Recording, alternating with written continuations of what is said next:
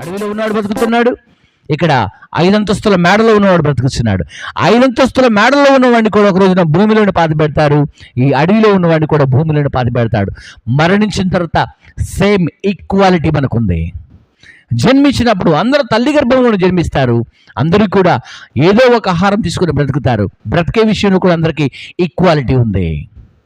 ఈ శరీరాన్ని కప్పుకోవడానికి కొందరికి వస్త్రాలు ఉన్నాయి, కొందరికి లేకపోవచ్చు, కానీ దేవుడు ఇక్కడ ఈక్వాలిటీ ఇచ్చాడు. అంతేకాకుండా ఈ ప్రపంచంలో అందరూ కూడా శ్వాస గాలితోనే బ్రతుకుతూ ఉన్నారు. ఇది బీదవాడైనా లేనివాడైనా ఉన్నవాడైనా, ఇక్కడ నల్లవాడైనా తెల్లవాడైనా, ఏ జాతీయుడైనా ఏ దేశస్థుడైనా ప్రతి ఒక్క వ్యక్తి కూడా ఆ గాలితోనే బ్రతుకుతున్నాడు. బట్ ఇక్కడ అందరూ కూడా ఈక్వాలిటీ, అందరూ కూడా సమానంగా ఉన్నాం.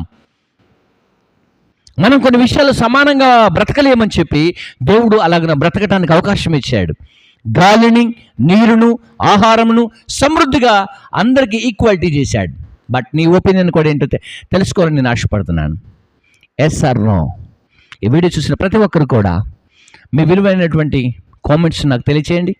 ఇంకేమైనా కొత్త విషయాలు ఉంటే నేర్చుకుందాం, లేదా ఇవి సరికాకపోతే సరిదిద్దుకుందాం, మనుషులుగా మారదాం, అందరినీ ప్రేమిద్దాం. మానవులను అందరినీ ఒకటే ప్రేమించే విధానంలో ప్రేమ ఉండాలి.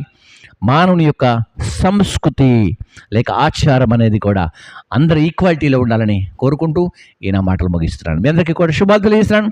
అందరికీ కూడా గాడ్ బ్లెస్ యూ. అందరికీ కూడా శుభాలు.